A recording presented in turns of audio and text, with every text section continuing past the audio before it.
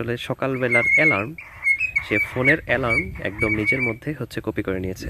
এবং প্রত্যেকটি পাখির ক্ষেত্রে যেমনটি হয়, সে যখন আয়নার সামনে নিজেকে দেখে, তো অপোজিটে সে মনে করে তার মতো আরও একটি পাখি।